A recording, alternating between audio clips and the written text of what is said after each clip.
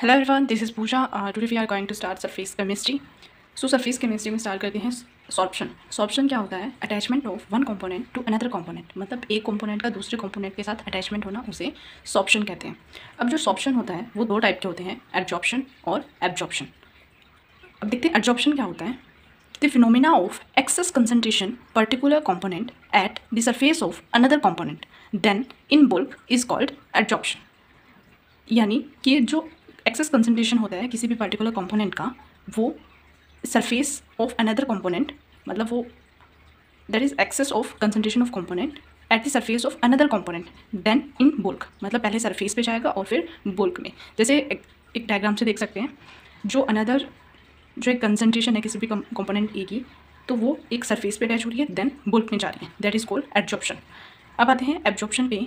The more or less uniform concentration of particular component throughout the bulk of the another component then in the surface is called absorption. यानी किसी भी component की bulk से concentration पहले मतलब bulk में जाए और फिर surface तक जाए, यानी the concentration of particular component throughout the bulk of another component then in the surface is called absorption.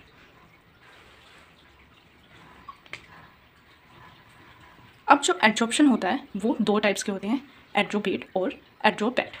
Adsorbate component which has been adsorbed, यानी वो कंपोनेंट जो अब्जॉर्ब्ड होता है, और adsorbent component at the surface of which the process of adsorption take place, यानी वो component जिसके surface पे एब्जॉर्ब होता है उसे कहते हैं एब्जॉर्बेंट.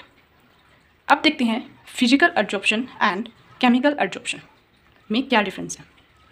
फर्स्ट, जो फिजिकल एब्जॉर्प्शन होता है वो weak van der Waals force of attraction होता है, और जो केमिकल एब्जॉर्प्शन होता है वो strong chemical force of attraction होता है. Second point, physical adsorption low heat of adsorption होता है, और जो केमिकल एब्जॉर्प्शन होता है वो हाई हीट ऑफ एब्जॉर्प्शन होता है.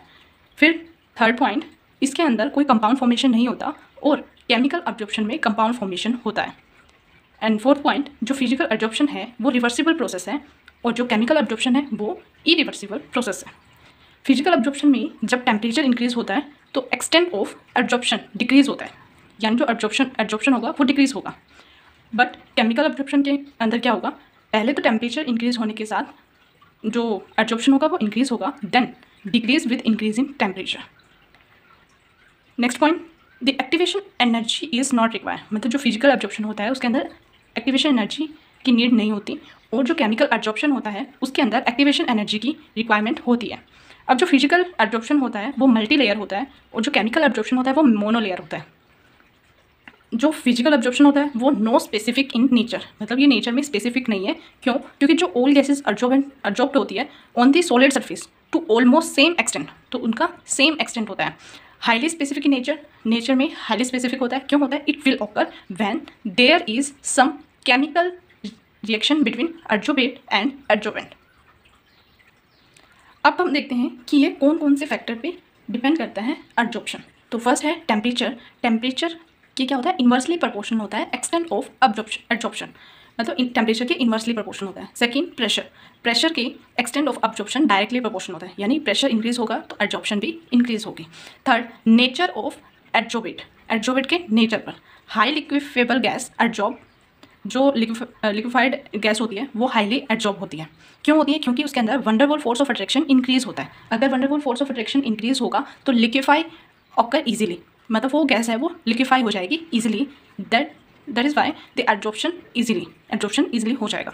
Fourth point, larger the surface area of absorbent, मतलब जो सरफेस एरिया एब्जॉर्बेंट का ज़्यादा होगा तो greater will be the extent of absorption होगा वो ज़्यादा होगा. फिर हम देखते हैं कि एब्जॉर्प्शन एंड थर्मोडायनेमिक्स. अब जो ये गिब्स फ्री एनर्जी है, जो हमें पता है इसका formula, Gibbs free energy delta G is equal to delta H minus T delta S. अगर एब्जॉर्प्शन इज स्पॉन्टेनियस, अगर एब्जॉर्प्शन है वो स्पॉन्टेनियस होगा तो डेल्टा जी क्या होना चाहिए, नेगेटिव. अब डेल्टा जी नेगेटिव के लिए अब हमें पता है कि जब एब्जॉर्प्शन होगा तो रैंडमनेस ऑफ जो मॉलिक्यूल होगी वो डिक्रीज हो जाएगी. अगर वो रैंडमनेस डिक्रीज, क्यों? ड्यू टू एब्जॉर्प्शन के कारण वो रैंडमनेस डिक्रीज होगी. अगर रैंडमनेस डिक्रीज हुई तो उसकी एंट्रोपी क्या होगी, नेगेटिव होगी. अगर एंट्रोपी नेगेटिव हुई तो अब यहाँ देखते हैं delta G delta H minus T delta S. अगर डेल्टा एस नेगेटिव हुआ तो ये पूरा क्या हो जाएगा, पॉजिटिव वैल्यू हो जाएगी. तो स्पॉन्टेनियस के लिए क्या चाहिए, डेल्टा जी नेगेटिव होना चाहिए. तो ये डेल्टा जी नेगेटिव तब भी हो सकता है